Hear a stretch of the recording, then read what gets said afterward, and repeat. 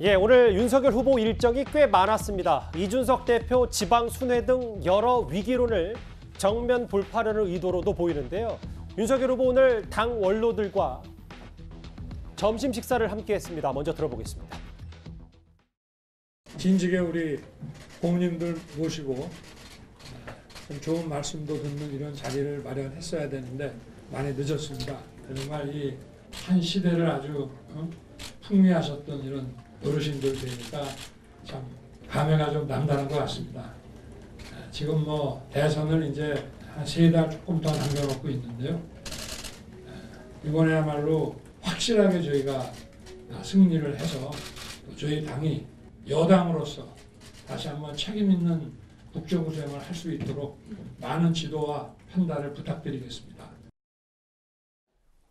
저게 이제 공개 발언이었고요. 비공개 자리에서 당의 원로들이 이준석 대표 어떻게 하면 좋겠냐라는 해법들을 각자 제시한 것 같더라고요. 뭘 찾아가냐 말도 안 되는 소리다라는 반면 뭐 후보 중심으로 모여야 된다는 게 과거 이제 김태흠 의원의 얘기였는데 이준석을 끌어안아야 된다. 아니다. 뭐 제명시켜야 된다는 얘기까지 있고 원로들이 윤석열 후보에게 꽤 많은 조언을 했던 모양입니다. 네, 어쨌든 동분서주하는 윤석열 후보가 좀 안쓰럽긴 해요, 보면. 예. 요새 보면 안 됐다는 생각이 좀 들어요, 보면. 근데 이게 이준석 대표에 대해서는 정말로 딱 내부적으로 저 상황인 것 같아요. 어떻게든지 윤석열 후보가 좀 더 적극적으로 뛰어서 끌어안아야 된다는 얘기도 있고, 또 반대로 이준석 대표가 좀 도를 넘는 것이 아니냐, 뭐 이렇게 따끔한 질책이 필요한 시점이 아니냐, 뭐 이런 얘기도 나오는데, 제가 볼 때는 선거는 결국은 이게 사람들이 얼마만큼 많이 모이느냐 이거거든요. 그리고 이준석 대표가 아직까지는 국민들 마음속에서 떠나지는 않은 것 같아요. 그래서 저런 이제 원로 고문들도 갑론을박이 있지만 후보께서도 좀 더 이준석 대표를 끌어안기 위해서 노력해야 되는 것이 아닌가라는 게 제 개인적인 생각입니다. 끌어안아야 된다. 말도 안 되는 소리다. 설 자리 일어서는 안 된다. 후보 중심으로 모여다. 현직 의원 그리고 원로들 뭐 여러 얘기가 많습니다. 그리고 오늘 이분도 오랜만이었습니다. 상임고문단 오찬에 참석했던 김무성 대표가 이준석 대표의 지방 행과 과거 본인이 대표 직인을 들고 부산으로 갔던 것을 비교하는 기사들을 향해서 김무성 대표 이런 말을 했습니다. 내가 부산 강조를 패러디 해가지고 나는 그때 청와대가 공천에 부당하게 개입하기 때문에 이건 안 되겠다 의결하지 않겠다는 당당히 기자회견하고 난 내 지역구를 내려간 건데 이거 성격이 다르지 그렇지 않아? 지금 상황은 좀 어떻게 생각하세요? 후보 몫이야. 윤석열 후보의 몫이다라는 말 전에 이른바 옥새 들고 나르샤 2016년에 있었던 당시 상황과 본인 상황, 지금 이준석 대표의 지방순회는 다르다 이렇게 얘기를 했거든요. 2016년 총선은 사실 시작할 때는 그 당시 새누리당이 도저히 질래야 질 수가 없는 선거라고 했어요. 왜냐하면은 안철수 그 대표가 그 민주당에서 나와가지고 국민의당을 만들었고 이 호남에서 선풍적인 인기를 얻었기 때문에 호남에서 그 민주당이 소외되면 표 얻을 자리가 없습니다. 그래서 김무성 그 대표 본인이 180석 내기도 하고 그랬었거든요. 근데 물론 이제 지금 그 그림에 나오는 저 상황이 이른바 당시의 친박공천, 진박공천 그걸 막기 위해서 저런 측면도 있지만 어쨌든 옥새 들고 나르샤가 하나의 당시 선거의 상징이 되면서 결국 참패하는 하나의 상징적인 장면이 되고 만 겁니다. 그렇게 되면은 저 장면이 나올 때마다 김무성 대표에게 아니 2016년 그 총선 참패하는데 당신 책임이 있는 거 아니야? 이렇게 물을 수밖에 없고 그러면 김무성 대표로서는 아니 그게 왜 내 책임이야 또는 나만의 책임이야 이렇게 당연히 반발하고 싶은 거죠.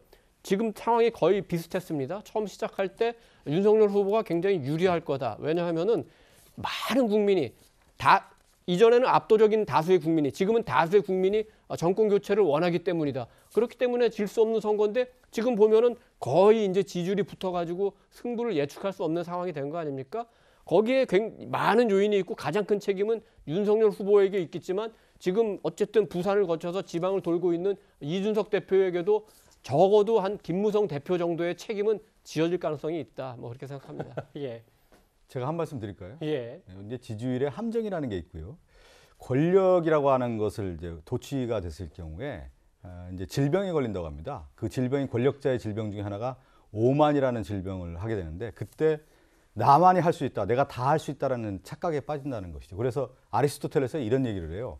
오만에 빠진 자에게는 네메시스라고 하는 율법의 신이 꼭 징벌을 하게 돼 있다는 예. 거예요. 제가 윤석열 후보를 볼 때 컨벤션 효과로 붕 떠 있었던 것 같습니다. 그리고 국민의힘에서 자생하는 후보가 아니라 이식된 후보였고 구름탄 후보다 보니까 내가 할 수 있다라고 하는 어떤 착각에 빠졌던 것이 아니냐. 그렇기 때문에 소중한 국민의힘의 자산이 이준석 후보를 배제했던 거 아닌가. 그래서 지금에 있던 이렇게 사달이 났다고 봅니다. 예. 민주당에서도 이렇게 시각을 보셨다는 걸 박 의원님이 말씀해 주셨습니다. 그리고 그런데요, 오늘 상임고문단 점심 약속 자리에 공교롭게도 김종인 전 비대위원장도 다른 약속이 있었습니다. 화면을 만나보겠습니다. 다른 약속 읽어봤어요? 후보가 지금 여기 식당에 있는데요. 혹시 후보 다시 만나거나 통화하실 개인 약속 때문에 오신 거예요? 친구 만나러 온 사람을 갖다가 인사드렸는데 혹시 어떤 말씀 좀 하셨을까요? 아무 말도 안 했어요. 우연히 본 거지.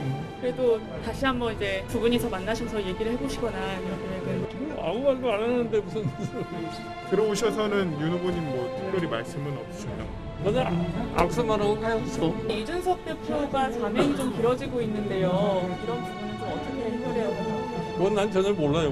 무슨 일인지. 후보님이 그래도 인사하러 간 것 자체가 위원장님 모시고 싶은 아니겠습니까? 어떤 대화를 나누셨는지. 제가 김종인 위원장님이 다른 방에 계시다 그러면 당연히 못 볼 이유가 없죠. 고등학교 동기분하고 두 분이 식사를 하고 계셔가지고 통상적인 뭐 이런 덕담하고 나왔습니다. 참 공교로워요. 여의도 한 중식당에 기자들은 윤석열 후보 취재하러 상임고문단 만난다고 갔는데 다른 방에 김종인 전 비대위원장이 다른 약속을 잡고 있었다.